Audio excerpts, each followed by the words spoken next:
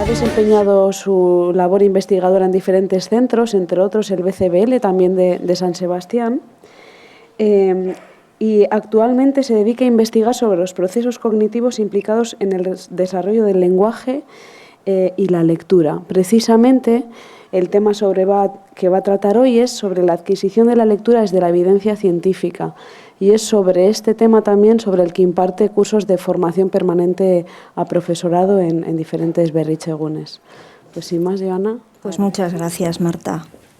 Bueno, vamos a ver si tengo aquí... Vale. Bueno, muchas gracias a todas y todos por estar aquí. Algunas caras hasta me suenan y eso es de agradecer, la verdad. Bueno, cuando me pidieron dar esta charla, pensé que a lo mejor no era una muy buena idea dar tan seguidas charlas sobre lectura, porque al final los temas acaban repitiéndose y a mí personalmente a veces me parece hasta redundante. Y me cuestioné mucho si participar o no, pero hubo un dato que leí que avaló esta participación y que me convenció de que quizá a veces repetirse no es necesariamente malo y que hay algunas cuestiones que no tienen por qué repetirse. Se puede ampliar un poco el campo informativo. Y el dato que leí era un dato de la OCDE, de la Organización para la Cooperación y el Desarrollo del 2016, que decía que un 20% de los adolescentes en los países desarrollados todavía no son capaces de llegar a la edad adulta con un nivel de lectura eficaz para su vida, eficaz para vivir en sociedad, es decir, una lectura integrativa, comprensiva, y eso me hizo reflexionar. Pensé cómo, después de tantos años de investigación sobre la dislexia, sobre la lectura, sobre los mecanismos que influyen en el aprendizaje lector, después de tantas charlas divulgativas, en el 2016 todavía estamos en este punto. Y atribuyo este dato a dos factores que son los que motivan esta charla. Por una parte, a la dialéctica que ha existido siempre en la trayectoria investigadora sobre la lectura en relación a los mecanismos implicados en la lectura, los mecanismos que sustentan la lectura.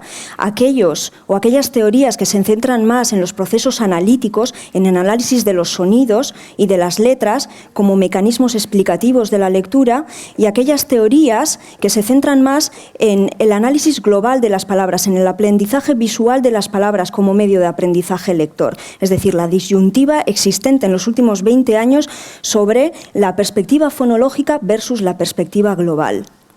Y otra de las razones, de los motivos, es la dialéctica que también ha existido en el sistema educativo con respecto a la reticencia a utilizar métodos tradicionales y métodos que ya están avalados por la evidencia científica frente a métodos innovadores, novedosos, frescos, que entran en el mercado y que nos resultan más atractivos, ¿no?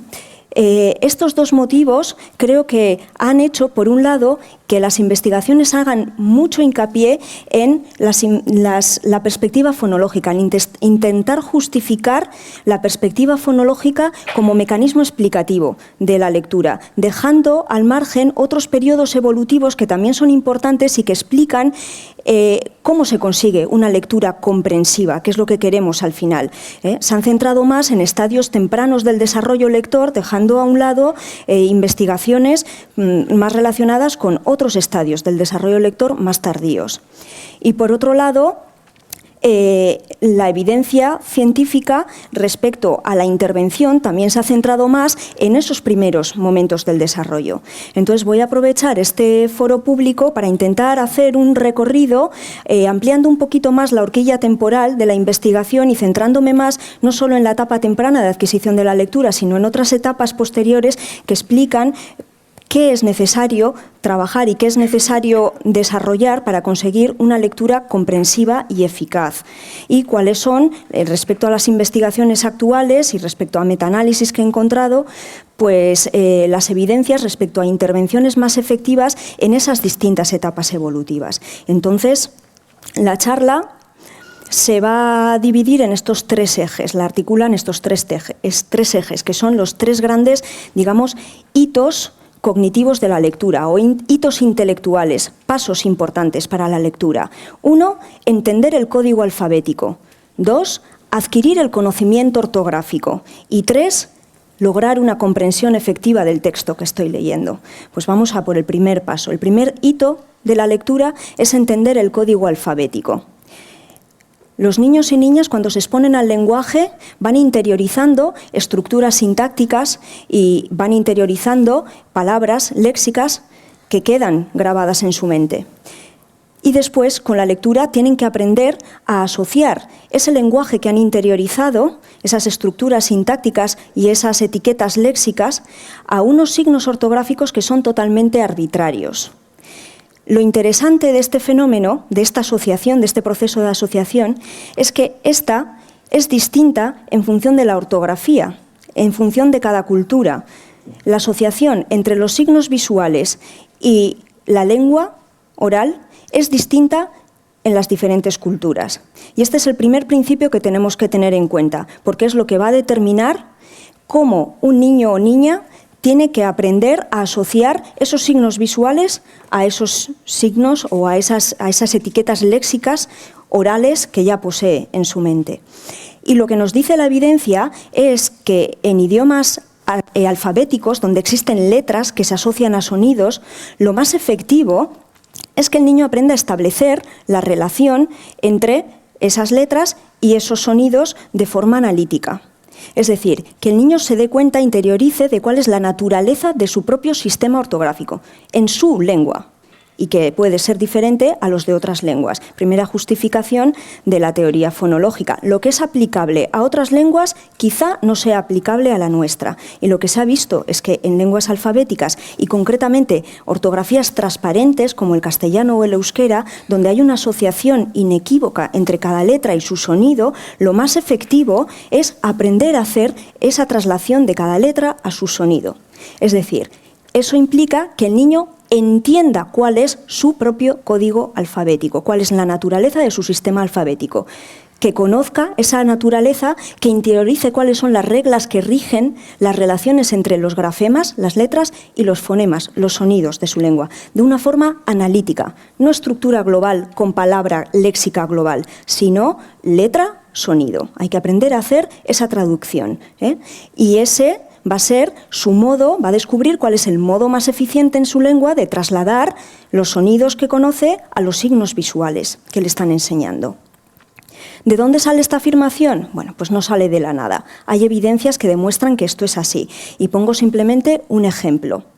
En este estudio, a niños y niñas de 5 años, prelectores, les colocan unas etiquetas donde aparecen palabras. Y los maestros y maestras lo que hacen es leerles esas palabras. Les dicen, mira, aquí pone fat y aquí pone bat.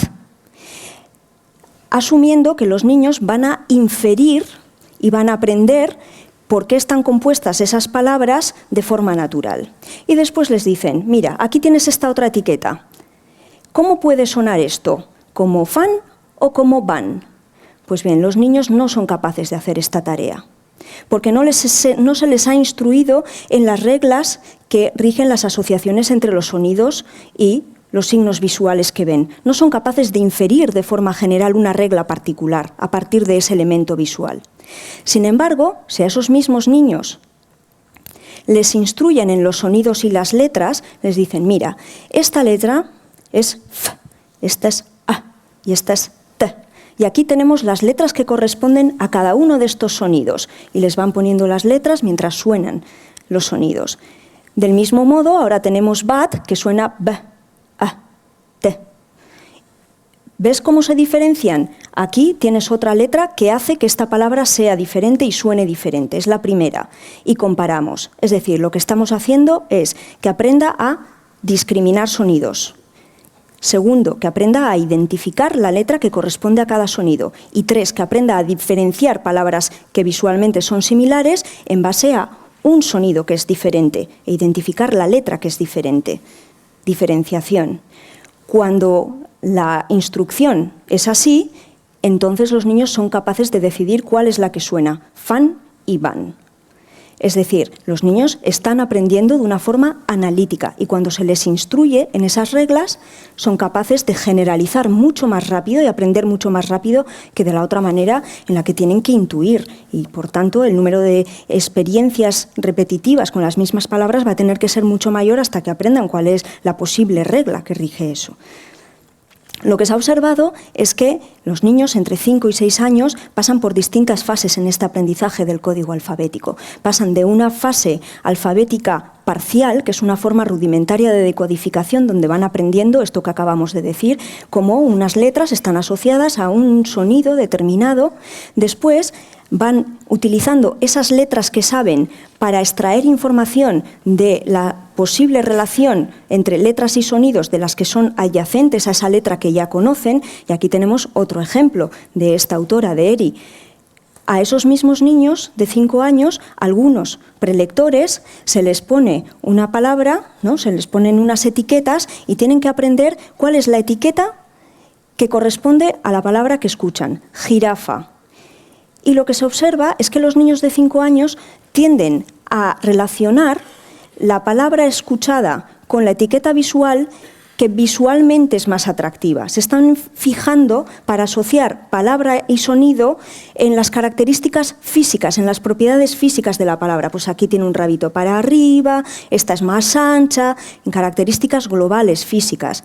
Mientras que cuando a esos niños ya se les ha instruido en la relación entre la F y el sonido F, aprenden más rápido la segunda etiqueta, JRF. Y aprenden mucho más rápido palabras que contienen letras que no han aprendido, como la R. Es decir, a partir de la letra que saben, la asocian a un sonido y ese conocimiento les sirve de anclaje cognitivo para ir extrayendo las reglas de asociación entre letra y sonido de aquellas que están adyacentes. Es decir, están pasando, cuando les instruimos en ese conocimiento, de un tipo de aprendizaje o de una estrategia de aprendizaje más global, más intuitiva, a una estrategia de aprendizaje más sistemática, más analítica.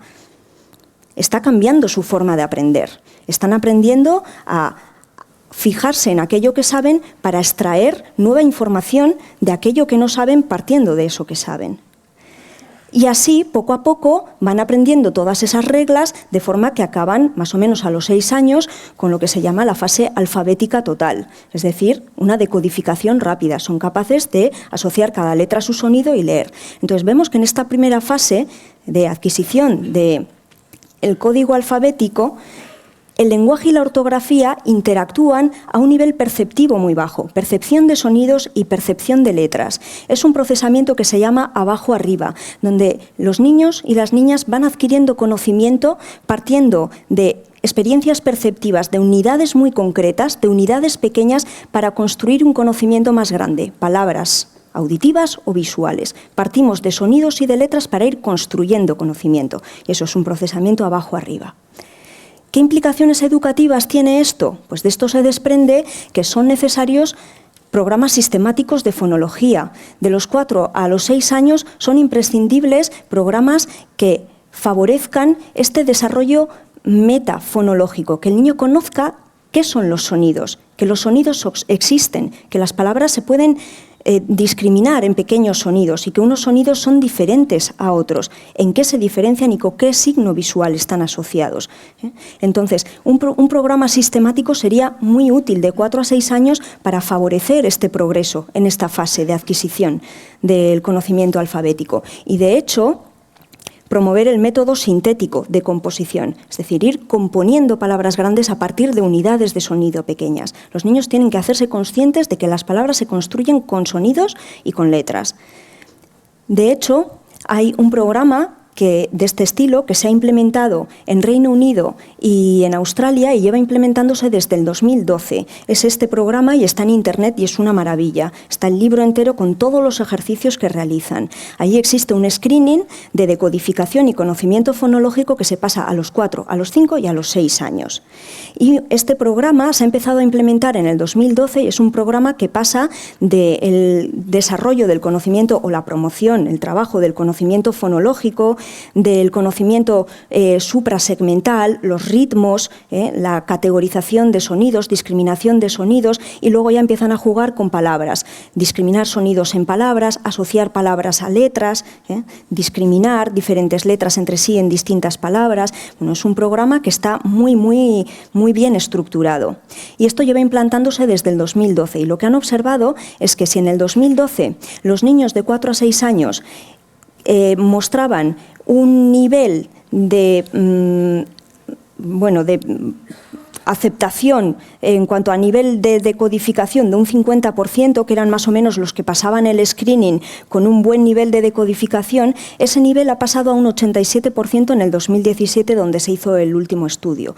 Luego, un programa sistemático de este tipo puede favorecer a aquellos niños que tengan algún problema para discriminar sonidos o para discriminar letras, que tengan algún problema para hacer ese trabajo analítico que a muchos les cuesta.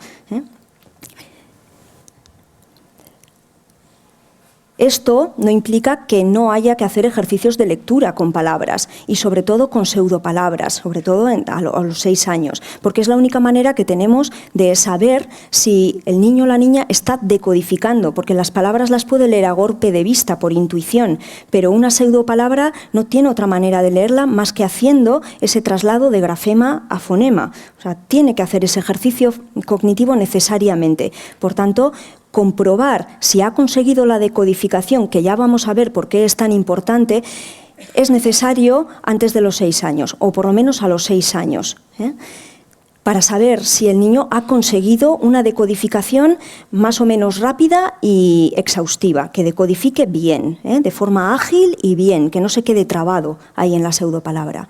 Y aquellos que abogan por la utilización de técnicas más visuales, estas deberían ser un poco organizadas y sistematizadas. Es decir, si sabemos que los niños lo que están haciendo es extraer las reglas de su alfabeto a partir de sonidos y letras que ya conocen, lo que tenemos que hacer son los típicos ejercicios tradicionales en los que una letra que ya hemos trabajado va apareciendo en diferentes palabras, en diferentes estructuras, para que vaya asociando nuevas letras a nuevos sonidos a partir de esas que ya sabe, para facilitar ese aprendizaje.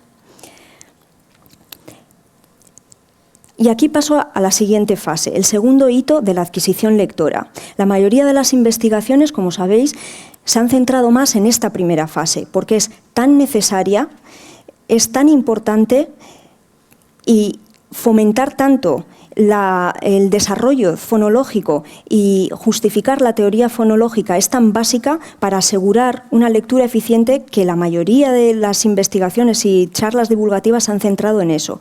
Pero si bien es una adquisición necesaria, no es suficiente para adquirir una lectura eficiente y comprensiva. El segundo paso sería adquirir conocimiento ortográfico. ¿Qué es el conocimiento ortográfico? Pues sería la memoria de todas las representaciones ortográficas que yo voy viendo y se quedan instauradas y consolidadas en mi memoria de una forma exhaustiva, es decir, donde cada letra está identificada dentro de la cadena y en su posición adecuada, que es lo que me va a permitir leer rápido y luego distinguir palabras como Aries o aires, o guarida o guardia. Sí. Lo que se ha observado en los estudios es que aquellos niños que van interiorizando ciertas estructuras, por ejemplo, aquellos niños que cuando en diferentes idiomas leen bien una estructura como aus, son más capaces de leer rápido e interiorizar palabras que contienen esas estructuras frente a otras estructuras que desconocen. Es decir, que vamos interiorizando trozos de palabras, estructuras de letras, que se van quedando grabadas en nuestra mente, y eso nos permite dejar de hacer ese ejercicio de izquierda a derecha, de grafema a fonema, y pasar a reconocer una estructura entera y luego intuir qué hay al lado. Esas estructuras que se quedan ancladas en nuestra mente van favoreciendo que cada vez seamos capaces de interiorizar, de memorizar estructuras más grandes, más amplias, palabras más largas y más palabras, en definitiva, ¿no? Y eso es un proceso de aprendizaje ortográfico, ir memorizando estructuras que se van repitiendo. Y es entonces cuando empezamos a observar que los niños leen más rápido. ¿Por qué? Porque este sería un modelo doble de lectura que, con sus posibles pegas, sirve muy bien para ejemplificar este proceso de transición a una lectura más rápida. En lugar de ir por la ruta de vuestra derecha, es decir, de los grafemas a los sonidos, van directamente a reconocer una estructura ortográfica que se llama un léxico ortográfico y automáticamente ligarlo a una palabra concreta que forma parte de su lenguaje y que se activa automáticamente. No necesito ya hacer esta traslación de grafema a fonema, porque veo una estructura y ya se me activa una palabra. Para eso, como vemos, el conocimiento semántico también es importante. En este momento, que es a partir de los 6 años, entre los 6 y los 7 años, es cuando empezamos a ver algunos efectos. El efecto de la frecuencia. Las palabras frecuentes las leen rápido. ¿Por qué? Porque ya las ven a golpe de vista y reconozco estructura y automáticamente se me activa la palabra. Mientras que aquellas que no son frecuentes, pues voy por la otra vía y voy haciendo ese ejercicio de ir de izquierda a derecha de forma serial con cada letrita y cada sonido. Y aparece también que disminuye el efecto de longitud. Las palabras frecuentes, aunque sean largas o cortas, las leo a la misma velocidad, porque no tengo que ir de izquierda a derecha, es algo automático y visual. Esto implica que vamos creando estructuras ortográficas en nuestra mente, se van creando etiquetas mentales de cómo están escritas las palabras. Y cuanto más leamos, más va a ser lo que se llama calidad léxica de esas estructuras. Cuanto más se repitan esas estructuras visualmente, mejor grabadas se van a quedar. ¿Cómo ocurre esto? Bueno, pues lo que se ha observado, los estudios lo que muestran es que, por ejemplo, cuando se insertan pseudopalabras o palabras desconocidas en textos que son relativamente fáciles para las niñas y niños, estos lo que hacen es ir leyendo rápido y cuando se encuentran una palabra de estas desconocidas, lo que hacen es decodificar. Si hacemos que este ejercicio lo hagan en alto, lo que se ha observado es que aquellos niños que las palabras desconocidas las decodifican bien y rápido, con 6 veces que repitan esta lectura, esta buena decodificación, esas palabras después ya se reconocen rápidamente, ya quedan automatizadas. 6 exposiciones, es suficiente. 6 exposiciones y una decodificación en alto adecuada, fluida y exhaustiva, que no me trabe, porque entonces ya la representación no se va a quedar bien grabada. Por eso es tan importante la fase anterior, el lograr una buena decodificación, porque esta decodificación, proceso cognitivo que implica fijar la atención en cada uno de los elementos de izquierda a derecha, va haciendo que esa estructura ortográfica quede bien grabada, quede bien consolidada en mi memoria. Y de la misma manera, ejercicios de dictado o ejercicios de copia permiten hacer este esfuerzo, esta focalización de la atención, este esfuerzo cognitivo. Entonces, hacer este ejercicio es lo que le va haciendo a mi mente grabar cada una de las letras en su posición adecuada dentro de la cadena.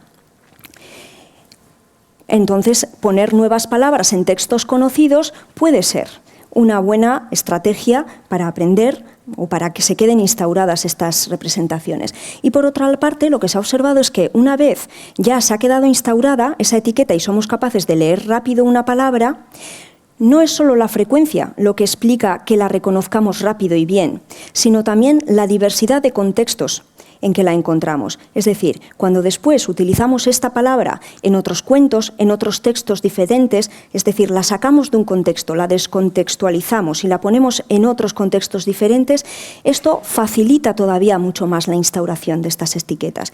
¿Esto qué quiere decir? Que hay que leer mucho y que la lectura tiene que ser variada. Cuantas más veces encontremos una palabra en contextos diferentes, pues mucho mejor, porque después ese contexto va a activar ya las posibles palabras, el posible léxico que nos vamos a encontrar en ese texto. Ya están activadas ciertas palabras y eso va a facilitar la lectura. Entonces, tanto la frecuencia como la diversidad contextual se ha observado que es importante en la instauración de estas etiquetas léxicas. Así que de nuevo vemos en esta fase, que puede ser entre los 6 y los 8 años, de adquisición del conocimiento ortográfico, la ortografía y el lenguaje vuelven a interactuar, solo que a otro nivel. La ortografía a nivel del léxico ortográfico, de estructuras ortográficas más complejas y elaboradas, y el lenguaje a nivel de semántica y a nivel del léxico fonológico, es decir, asocio una estructura global con una palabra entera, con una palabra global, y su significado me va a ayudar a instaurar mejor esa palabra, ese léxico. O sea que ya estamos hablando de un conocimiento arriba-abajo, de un procesamiento arriba-abajo. Ya estamos utilizando el conocimiento existente sobre las etiquetas, sobre las palabras y su significado para ir haciendo inferencias sobre qué puede ser esta nueva palabra que yo me encuentro aquí. ¿Implicaciones educativas de esto? Pues que efectivamente utilizar el léxico visual o la lectura visual en esta fase ya sí puede ser efectivo. Pero es efectivo, y es lo que han demostrado algunos estudios recientes, que es efectivo solo si se ejercita la generalización, es decir, las estructuras que ya están consolidadas tienen que utilizarse en nuevas palabras para que estos niños hagan el ejercicio de transferencia y generalización a palabras nuevas. No es una lectura visual aleatoria, la ponemos palabras y ya está, sino, bueno, si sabemos que conocimos ciertas estructuras, ciertas sílabas con las que estamos trabajando, morfemas, palabras compuestas, pues vamos a utilizar estructuras similares en palabras diferentes para favorecer este proceso de generalización y de transferencia de lo que sé a lo nuevo que tengo que aprender, ¿eh? Porque eso va a ser punto de anclaje. Lo que sé siempre es el punto de anclaje que me permite a mí liberar carga cognitiva para fijarme en lo que no sé, ¿eh?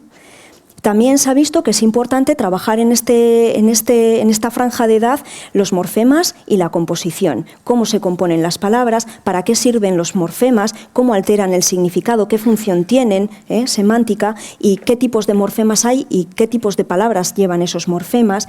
Y sobre todo reforzar el léxico oral, porque hemos dicho que la semántica es importante, es un elemento de andamiaje. Si yo más o menos puedo intuir qué palabra es, pero conozco el significado de esa palabra por el contexto, eso me va a ayudar a extraer esa información ortográfica. Entonces hay que reforzar también el conocimiento semántico. Y como hemos dicho que la diversidad contextual es tan importante, pues evidentemente construir experiencia con lectura variada es muy importante. Los niños en este periodo necesitan construir su propia experiencia lectora a través de lectura individual, más allá de los ejercicios que puedan hacer en clase, ¿eh? Necesitamos potenciar la motivación hacia la lectura y esto se puede conseguir pues ampliando, porque no todos los niños, evidentemente si hay una buena decodificación la motivación va a ser mayor, porque nos vemos capaces, autoeficaces en la lectura. Si la decodificación no es buena, pues hay que fomentar eso intentando buscar textos que sean atractivos, temáticas que resulten atractivas y agradables para el alumno, buscar los momentos más oportunos para la lectura, pero lo que sí se ha visto es que, y esto es importante, reforzar por leer no tiene ningún impacto en la cantidad de horas que un niño o niña lee ni en la motivación hacia la lectura. La motivación tiene que partir del propio ejercicio de la lectura, de la belleza de un texto, del mensaje de un texto, de la propia experiencia de aprendizaje a través de la lectura de un texto. Eso tiene que ser reforzador, no tiene que haber un reforzador externo por leer. El reforzador tiene que ser el propio ejercicio de la lectura y hay que conseguir eso. Y en este momento evolutivo esto es importantísimo, porque aquellos niños que tienen una buena decodificación son aquellos que van a estar más motivados y que van a buscar más libros y van a tener una experiencia lectora más variada. Por eso es tan importante la fase anterior, porque la decodificación es lo que asegura un progreso adecuado en esta fase. Y asegurar esa decodificación adecuada va a impedir la existencia del efecto Matthew aplicada a la lectura. Es decir, que el rico, como tiene recursos, es cada vez más rico y el pobre pues se queda como está y las diferencias son cada vez mayores. Y en lectura eso se observa claramente, evolutivamente. Aquel que consigue una buena decodificación lee más, tiene más estrategias analíticas para ir interiorizando más regularidades, aprende más palabras, en definitiva tiene un léxico más rico. Se van ampliando las diferencias evolutivamente y con 8 años ya esas diferencias son impresionantes. Y 3, última fase, comprender el texto. Lo que se ha observado es que esta automatización de la lectura tampoco garantiza que seamos capaces de comprender bien un texto, que seamos lectores eficaces. Implica no solo que leamos rápido y que leamos bien, sino que seamos capaces de comprender e integrar lo que leemos con otro conocimiento, que seamos capaces de asociar. Lo que se ha observado es que en un modelo simple de lectura como este hay 2 factores que explican la varianza en las diferencias de lectura, de comprensión lectora. Es decir, las diferencias individuales a nivel de comprensión se basan básicamente en estos 2 factores, en que los niños y niñas sean capaces de reconocer rápido las palabras y que los niños tengan un buen nivel de comprensión del lenguaje. Y eso es lo que explica más o menos todas las diferencias individuales que observamos. ¿Que hay un buen reconocimiento de palabras y un buen nivel lingüístico? Pues la lectura será exitosa y comprensiva. ¿Que hay un reconocimiento de palabras adecuado pero baja comprensión del lenguaje? Pues entonces habrá baja comprensión, porque me sé la mecánica pero no comprendo nada de lo que leo. ¿Que hay un bajo reconocimiento de palabras? No controlo la mecánica, pero el nivel del lenguaje es bueno. Pues ese es el típico patrón de la niña o niño disléxico. Tienen un buen nivel de lenguaje, pero no son capaces de adquirir la mecánica, ¿eh? Y aquellos que ni reconocen bien las palabras porque no han llegado a decodificar y además tienen un nivel lingüístico pobre, pues serían aquellos que muestran una lectura pobre, ¿eh? Mala decodificación, se traban, tienen que volver atrás, no comprenden lo que leen, no saben el significado de las palabras. Bueno, entonces este modelo nos permite entender un poco cuáles son las razones de la variabilidad, pero no explican cómo o qué características tienen los niños y niñas que son capaces de comprender bien los textos que leen. Y en este sentido, los estudios lo que han mostrado es que aquellos niños y niñas que son capaces de comprender bien los textos, es decir, hacer inferencias, generar ideas nuevas a partir de un texto o relacionarlo con nuevas cosas, es decir, comprender bien, tienen unas características. Estos estudios lo que hacen es comparar lecturas de textos en las que se preguntan preguntas que aparecen explícitamente en el texto o preguntas de inferencia. Es decir, comparar la ejecución de niños en función de si son capaces de entender respondiendo a preguntas que están en el texto, con lo cual solo tenemos que encontrar, o preguntas que no están en el texto, en las que tenemos que inferir a partir de lo que hemos entendido. ¿Qué conclusiones sacarías? ¿Con qué lo relacionas?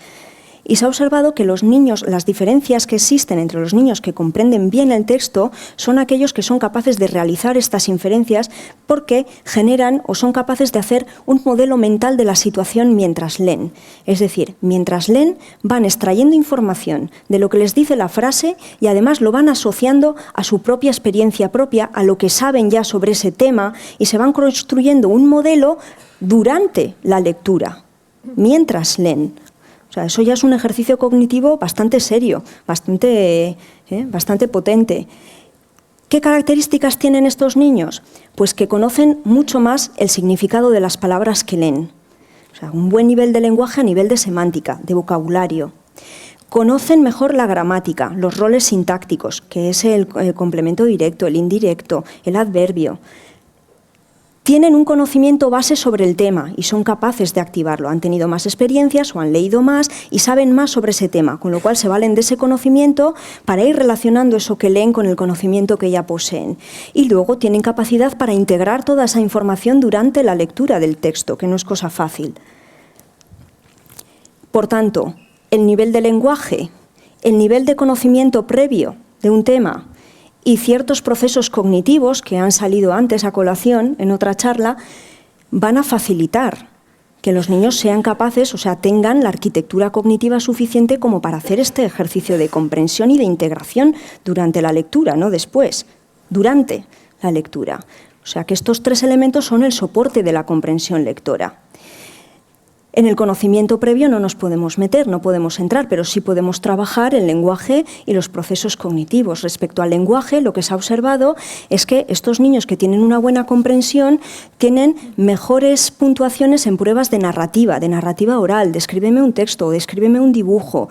Hacen palabras, o sea, hacen frases, construyen frases más complejas, más largas, ¿eh? La longitud media del enunciado, que se le llama, es más larga. Utilizan coordinadas, subordinadas, dan explicaciones, es un lenguaje más rico y más complejo. Además, tienen más conocimiento de las estructuras morfológicas en su lengua, son capaces de articular palabras o componer palabras con más complejidad, con más riqueza semántica. Controlan el uso de anáforas, que para muchos resolver las anáforas lo dijo, lo, quién, y tengo que volver atrás a pensar quién dijo esto y dónde estaba esa persona que dijo esto. O ella fue, ella quién, ya se me ha olvidado quién era ella y tengo que volver atrás. Y los conectivos, sin embargo, porque al mismo tiempo, y ya tenemos que manejar dos estructuras de conocimiento mentalmente a la vez, eso es complejo. Y son niños que trabajan además la lectura diaria, que leen diariamente. Respecto a los procesos cognitivos, estos son niños que se ha observado que tienen unas funciones ejecutivas elevadas, es decir, concretamente un componente de este constructo que se llama funciones ejecutivas, una de esas funciones que ha mencionado mi compañera antes, la memoria de trabajo, la capacidad para operar con diferentes elementos a la vez, operar mentalmente con diferentes elementos de información, en este caso lingüística, me permite esa capacidad de tener mucha información mentalmente al mismo tiempo y manejarla mentalmente, hacer asociaciones mientras estoy leyendo. Tengo una idea, pero mientras leo esta, puedo activar otra idea y están las dos ideas ahí. Y luego ya las integro cuando acabo la frase o cuando acabo el texto. Puedo suprimir información irrelevante, inhibo información que no es pertinente y me voy quedando con las ideas principales de ese texto. Monitorizo y reparo, si algo no he entendido bien, tengo la capacidad de volver atrás e integrar rápidamente esto que no he entendido y hacer inferencias, es decir, ir más allá, pensar en aquello que no está presente en el texto, que es un ejercicio cognitivo bastante complejo y que se puede entrenar además. Eso se ha observado sobre todo con experimentos de movimientos oculares. Se monitorizan las visualizaciones que hacen los niños en el texto mientras leen. Y lo que se ha observado es que niños de 9 a 10 años, porque ya estamos hablando de esa edad, es la tercera fase evolutiva, el tercer hito de la lectura, niños con niveles altos de lenguaje, semántico y sintáctico, lo que hacen es resolver mejor situaciones en las que, por ejemplo, una palabra no encaja bien en la frase. Lo que se ha observado es que cuando se generan situaciones artificiales en las que algunas palabras semánticamente no encajan en la frase, por ejemplo, no comas el pan, pues ya está, seguimos y esto no nos genera ninguna incongruencia mientras leemos. Pero si colocamos una palabra rara, semánticamente incompatible con ese contexto, los niños que tienen un alto nivel de lenguaje se quedan en esa palabra y siguen adelante porque son capaces de monitorizar toda la información y al final ir resolviendo el asunto. Mientras que aquellos que tienen un nivel bajo de lenguaje se quedan anclados en esa palabra porque no son capaces de resolver en ese momento ni de manejar tanta información, y si no resuelven online ya después no van a ser capaces de resolverlo, conocen sus propias limitaciones. Entonces, por una parte se ha observado que ese nivel de lenguaje lo que favorece es la integración semántica mientras vamos leyendo el texto. Y otro elemento importante es, como hemos dicho, la memoria de trabajo. Se ha observado que sistemáticamente estos niños que comprenden bien los textos y hacen inferencias son niños que tienen una alta memoria de trabajo, que son capaces de manipular mucha información mentalmente a la vez o estar ejecutando bien una tarea mientras hay distractores. Es decir, son capaces de manejar esa información e inhibir información que sea irrelevante. Esta memoria de trabajo ayudaría a la manipulación mental de esos elementos informativos que estamos manejando en el texto y que nos permiten construir ese modelo de situación a partir de lo que estamos leyendo y tener toda esa información mentalmente activa todo el rato. Ya son procesos cognitivos más complejos que, como hemos visto, aparecen en edades tempranas y se pueden fomentar y promover desde edades tempranas. Las funciones ejecutivas y la atención como catalizadores del conocimiento son claves desde edades muy tempranas, aunque aquí, en el caso de la lectura, pues a lo mejor se manifiestan de forma más tardía. Lo que vemos es que de nuevo hay una interacción entre lenguaje y ortografía. Lenguaje a un nivel pues, de gramática, de semántica, conocimiento de elementos dentro de, ya es la hora hoy, y léxico ortográfico, con un conocimiento previo del tema y unos mecanismos cognitivos que efectivamente hacen que ese procesamiento sea totalmente arriba abajo. Voy de lo que sé extrayendo información a partir de lo que no sé. Las implicaciones educativas: trabajar las inferencias, trabajar comprensión de textos con preguntas que no sean explícitas, enseñar estrategias como retener, subrayar, resumir, reforzar el lenguaje oral, sobre todo a nivel semántico y a nivel sintáctico. Y en nuestro caso en el euskera a nivel de morfología y composición, porque es un lenguaje morfológicamente y a nivel de composición muy rico y eso puede ayudar a construir la semántica. Jugar con sinónimos, acabar estructuras sintácticas específicas, te doy la mitad de la frase y tú acabas. Eso ayuda a construir ideas mentales.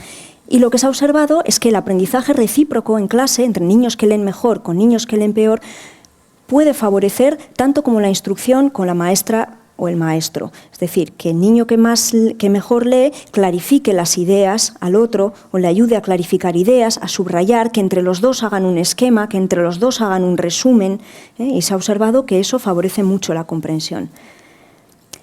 ¿Qué conclusiones se extraen de esto? Pues por una parte, el primer mensaje sería que existe evidencia suficiente que nos indica cuáles son las fases del desarrollo lector en los diferentes periodos evolutivos, y hay evidencia acerca de las intervenciones más efectivas para cada uno de esos periodos. Luego, la segunda conclusión sería que está justificada una agenda educativa que se base en este conocimiento para implicar a los agentes educativos y promover una actuación preventiva o un protocolo de actuación en todas las escuelas que sea similar al estilo, por ejemplo, el que hemos visto de Australia o Reino Unido. Implantar un protocolo de actuación que implique, que forme parte de la agenda educativa y que sea similar en todos los centros educativos para que todos los niños tengan las mismas oportunidades. Y luego, por último, que este conocimiento debería ser el principio de actuación de los agentes educativos, debería ser el principio esencial de la agenda educativa, el conocimiento. Y eso no es incompatible, a mi parecer, con otros principios más generales, otros valores o otros principios filosóficos en los que se basa la educación. Estos principios filosóficos no implican o no imposibilitan la articulación de prácticas concretas que van destinadas a acciones y a beneficios muy concretos. En este caso hablo de la lectura, pero podemos generalizarlo a otros aspectos, ¿no? ¿Cómo articular estos principios concretos en principios más globales como la innovación, la globalización, la igualdad y la equidad? Esto es lo que es el gran reto de la educación, pero esto no implica que este conocimiento concreto pues no tenga que ser la base de la agenda educativa, básicamente. Bueno, se me ha pasado el tiempo, ya no me puedo extender más. Muchas gracias.